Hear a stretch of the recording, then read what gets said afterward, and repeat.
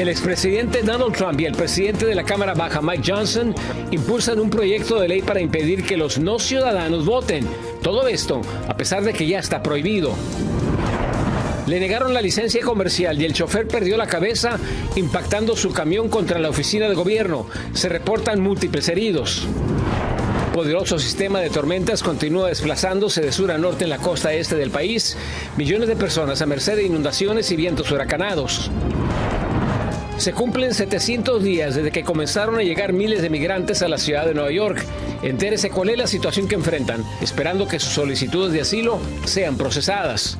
Así comienza su noticiero Estrella TV.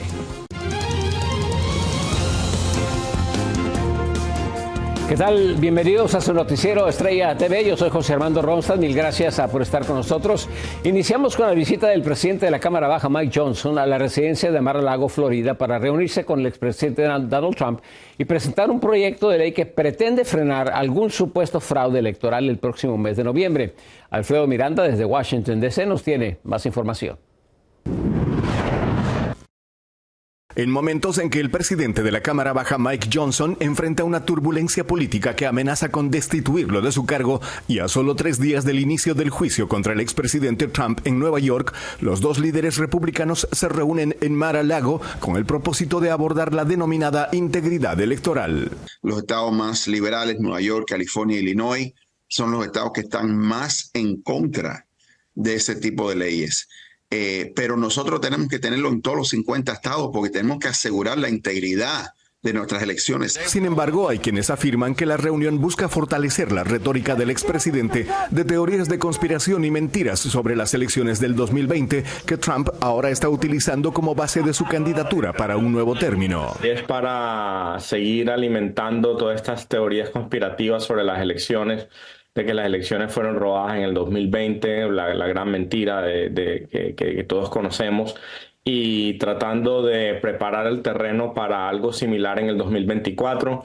Con base en las incesantes afirmaciones falsas de Trump de que los inmigrantes indocumentados votan en grandes cantidades en las elecciones estadounidenses, ambos líderes planean impulsar un proyecto de ley para prohibir que las personas que no cuentan con ciudadanía estadounidense emitan su voto, algo que ya está legislado. Por eso es importante poder tener a nivel federal una ley que requiere identificación antes de salir a votar.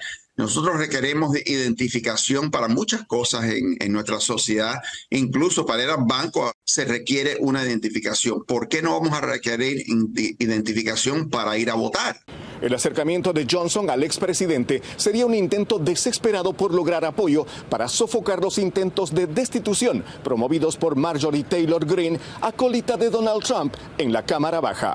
Es un viaje para besarle el anillo al expresidente Trump y buscando mantener su puesto, y está más preocupado por sí mismo y por su futuro que por el futuro de la democracia. Se ha previsto que ambos líderes participen de una conferencia de prensa conjunta después de su reunión. Desde Washington, Alfredo Miranda, Noticias Estrella TV. Ya es cuestión de días. El próximo lunes, el expresidente Donald Trump se va a enfrentar a su primer juicio penal.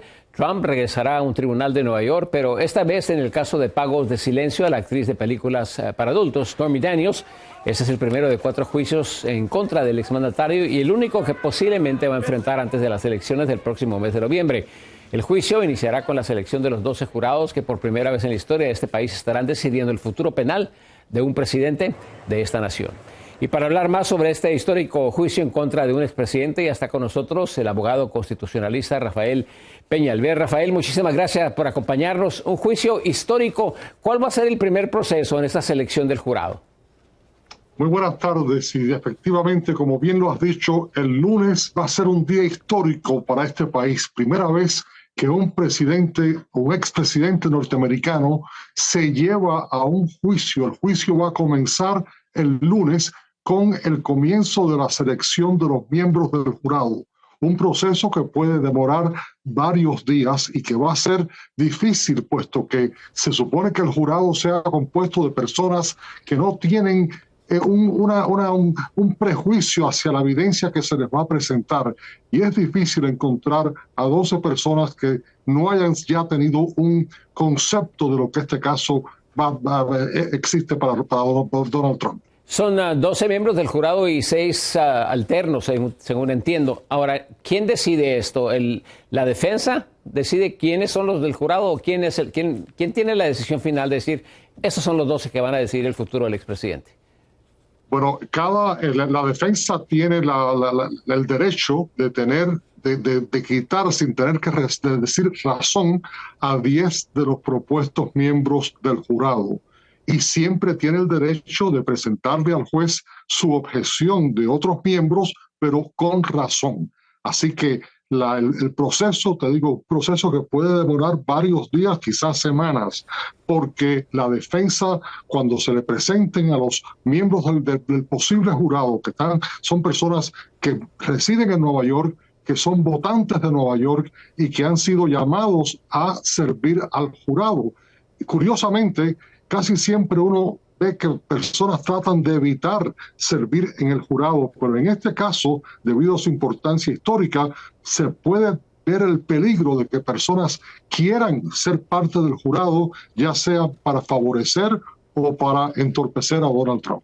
Rafael, las tácticas dilatorias han sido uno de los grandes éxitos de este expresidente, ¿no? Dilatar. ¿Existe alguna posibilidad de que diga el lunes sufro de COVID o alguna cosa así que se posponga una vez más esto? Siempre es posible con Trump, y sabemos que su estrategia, como bien dices, es dilatar para que lleguen las elecciones y que no se celebren los juicios. Pero ya aquí parece como él ha acudido a la Corte de Apelación varias veces y la Corte de Apelación le ha negado todas sus peticiones. Tal parece que el juicio va a ir adelante el lunes con el comienzo de la selección del jurado. Rafael, muchísimas gracias. Esperamos contar con su ayuda la próxima semana para ir siguiendo paso a paso lo que es en realidad un juicio histórico. Y como bien usted señala, a mí me parece también que va a ser muy difícil encontrar un miembro del jurado que no tenga ciertos prejuicios a favor del expresidente. Muchísimas gracias por estar con nosotros. Gracias y hasta la semana próxima. Muy bien, hasta la semana que viene. Vamos a otra cosa. Después de varios intentos fallidos, la Cámara de Representantes aprobó una reforma del polémico programa de vigilancia del gobierno. La legislación va a extender el programa por 2 años en vez de los 5 propuestos inicialmente y va a autorizar al gobierno a acceder a datos de comunicaciones electrónicas como correos y mensajes de texto con el propósito de detectar y prevenir posibles amenazas terroristas. El proyecto bipartidista ahora se dirige al Senado para su aprobación. Y por lo menos una persona perdió la vida, 13 más resultaron heridas después de que un hombre estrelló intencionalmente un camión robado de 18 ruedas. Lo hizo en contra de la oficina del Departamento de Seguridad Pública del Estado de Texas en la ciudad de Brenham, según las autoridades. El hombre identificado como Clenner Parker, de 42 años, lo habría hecho en represalia después de que ayer le negaron la renovación de la licencia comercial de chofer. Los heridos fueron trasladados a un hospital, pero aún no se han dado a conocer más detalles sobre su estado de salud. La Casa Blanca está vigilando de cerca posibles amenazas iraníes en represalias al ataque de Israel a su embajada en Damasco. Estados Unidos advirtió que la amenaza es creíble y es viable y temen esto vaya a ampliar la guerra en el Medio Oriente, por lo que han reforzado sus defensas en la región y dicen que van a mantener comunicación constante con Israel para hacer frente a una posible escalada en el conflicto. Y en una nueva ronda de condonaciones, la administración del presidente Joe Biden perdonará más de $7,000 millones en deudas estudiantiles. Esto habrá de beneficiar a más de 270,000 prestatarios que ya utilizan herramientas como el programa SAVE. En total, la Casa Blanca ha autorizado la condonación de $145,000 millones de deuda de préstamos estudiantiles, beneficiando así a más de 4 millones de personas. En otra información, el mal tiempo continúa. El turno ahora es de la región noroeste del país, que desde la noche de ayer está siendo azotada por un poderoso sistema de tormentas con vientos huracanados, lluvias e inundaciones que ya están causando bastantes estragos en el sur. Laura Ortega nos tiene más información. La tormenta llegó al oeste de Pensilvania, desencadenando inundaciones y evacuaciones y activando la alerta de lluvias peligrosas para áreas de Nueva Inglaterra la noche de este viernes. Los torrenciales aguaceros dejaron en Pittsburgh acumulaciones de más de 3 pulgadas de lluvia, causando graves inundaciones en diferentes áreas. El hecho obligó a varios equipos de rescate a utilizar botes para evacuar a residentes atrapados por el agua y se emitieron alertas de evacuación debido al desbordamiento del río Pine Creek. Mientras tanto, miles de residentes del sur de Nueva York amanecieron hoy sin electricidad tras las severas tormentas que azotaron el área la noche de ayer. Ahora Nueva Inglaterra se prepara para el impacto. Se espera que las poderosas lluvias causen posibles inundaciones este viernes. La alerta también se extiende para Ohio, Kentucky y Virginia Occidental. Mientras tanto, en el sur y el sureste aún la tormenta deja sus remanentes. Según PowerOutage.com, más de 100,000 hogares quedaron sin electricidad y gran parte de estos se encuentran en Luisiana tras la caída de árboles. The people that come to your rescue, whether it's generators being lifted, people cutting trees away, and places to stay, is an amazing testament to the human courage and what we give to each other in times like this. La noche de ayer, el Departamento de Policía de Tallahassee, Florida, rescató a varias personas varadas en medio de impresionantes inundaciones. Y en partes de Carolina del Norte, vientos huracanados provocaron la caída de árboles y destrozo de cercas en varios vecindarios. Para Noticias Estrella TV, Laura Ortega. Y continúa la remoción de escombros en el lugar del colapso del puente Francis Scott Key en Baltimore. Recientemente la Guardia Costera publicó un video de las grúas sacando escombros del agua e iniciando el retiro de algunos contenedores del carguero Dali, que chocó contra el puente el pasado 26 de marzo. Se espera que la remoción de la estructura colapsada permita reabrir las rutas marítimas lo más pronto posible. El momento de que tomemos una breve pausa, pero regresamos con más información. Se cumplen 700 días de la crisis humanitaria en Nueva York por la llegada masiva de migrantes. La liberación de un inmigrante afgano sospechoso de terrorismo pone en evidencia las fallas del sistema judicial de este país.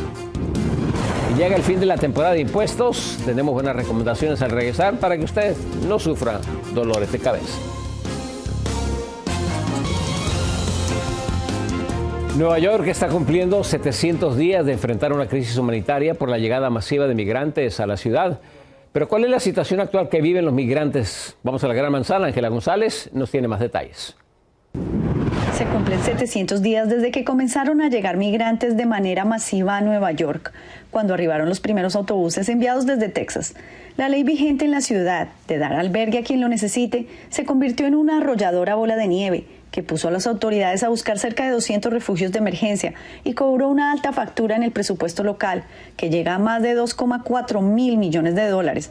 A la fecha, los migrantes siguen llegando. Pasé muchas cosas, pero gracias a Dios salí de la selva, pasé Costa Rica, Nicaragua, Honduras, Guatemala, México, un poco complicado, y hasta que llegué aquí en los Estados Unidos.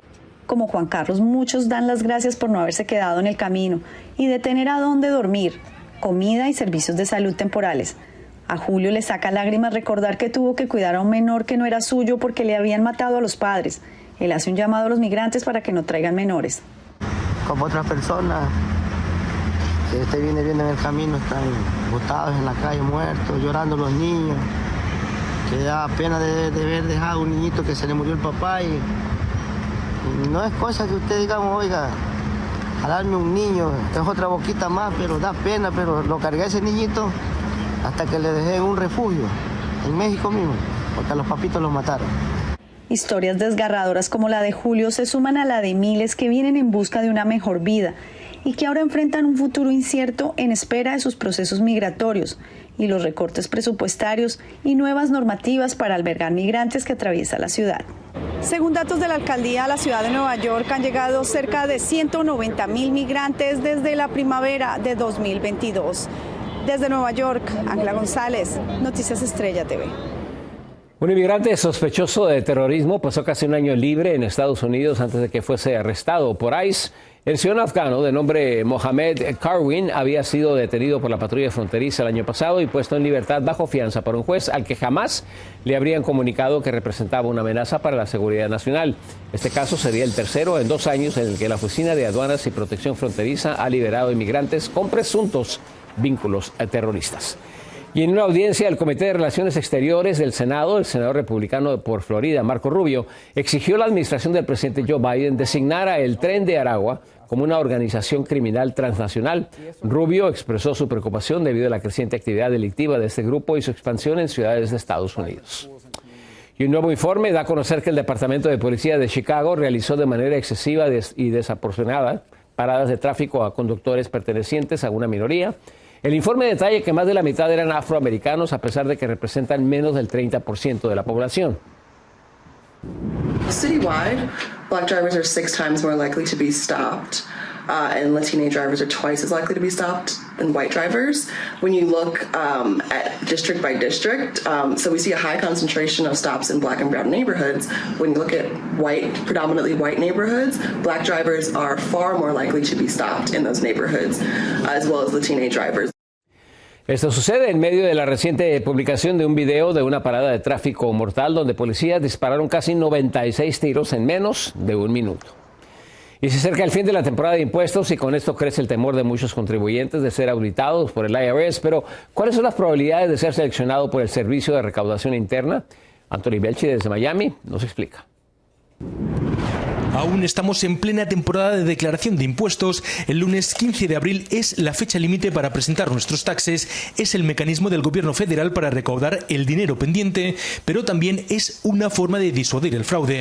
Es la declaración de todas las ganancias que ha tenido la persona en el año anterior. 6 de cada 10 contribuyentes admiten estar preocupados y con ansiedad por una posible auditoría del Servicio de Impuestos Internos, que ha anunciado que aumentará las auditorías de aquellos con ingresos anuales superiores a los $400,000.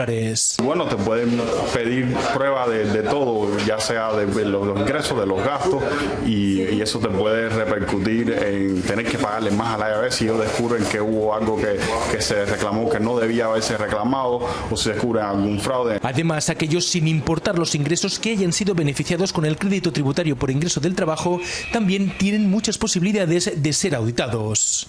Y son propensos a auditoría porque es un dinero que el IRS da como un crédito reembolsable a las personas. Este plan es el que se contempla dentro de la Ley de Reducción de la Inflación de la Casa Blanca, que entre otras cosas busca detectar a los evasores fiscales y recaudar el dinero que se le debe al gobierno federal. Sin embargo, las posibilidades de ser auditados son muy pocas. Solo el 0,2% de las declaraciones de 2020 fueron auditadas, es decir, una de cada 500 declaraciones. Es importante siempre guardar todos los récords, pero sobre todo más estas personas que reciben este crédito tributario. Los expertos recomiendan no esperar hasta el último momento y tener todos los documentos listos. Así se evitan errores, demoras y tener que dar explicaciones ante una posible auditoría. Desde Miami, Florida, Anthony Belchi, Noticias de Estrella TV. Pasamos a otra información. A la voz de Fuera Corruptos y Fuera Noboa, ecuatorianos se manifestaron afuera de la Corte Nacional de Justicia este jueves, luego de que la defensa del ex vicepresidente Jorge Glass presentara un recurso de ley para dejarlo en libertad, después de su polémica captura en la Embajada de la República Mexicana. Debe salir de la cárcel, debe regresar a la Embajada de México y deben darle el salvoconducto para que se acoja al asilo político que le ha concedido el gobierno de México. Nosotros, el pueblo organizado, ha venido a respaldar a Daniel Noboa porque estamos cansados de tanto ladrón que ha gobernado el Ecuador. Que esto sirva de precedente para que en las embajadas no sean refugio de ladrones y delincuentes. La jueza en turno aún no ha tomado la decisión de liberar a Jorge Glass, quien enfrenta cargos adicionales a sus 2 condenas por delitos de corrupción. Vamos a una pequeña pausa, regresamos con más en cuestión de minutos. Anuncian más fondos para los afectados de una explosión provocada por una operación fallida de la policía de Los Ángeles, California. Y el intérprete del beisbolista Shohei Ohtani se entrega a las autoridades. Detalles de esto y mucho más al regresar. Luego de casi 3 años de la fallida detonación de fuegos artificiales en el sur de Los Ángeles que dejó a cientos de afectados, este viernes el concilio de la ciudad se reunió para decidir si se aprueban más fondos para ayudar a las familias damnificadas. Nuestro corresponsal José Luis Muñoz no tiene más detalles. José Luis, muy buenas tardes, adelante. Gracias, buenas tardes. La ciudad de Los Ángeles ha gastado más de $9,5 millones entre limpieza, reparaciones, entre otros. Pero lo que más les ha costado son las reubicaciones de los residentes y las demandas que superan los $4 millones, monto que podría seguir aumentando. A casi 3 años de ese suceso, todavía muchas casas de la calle 27 no han sido reparadas. Por eso, más de una decena de familias siguen desplazadas.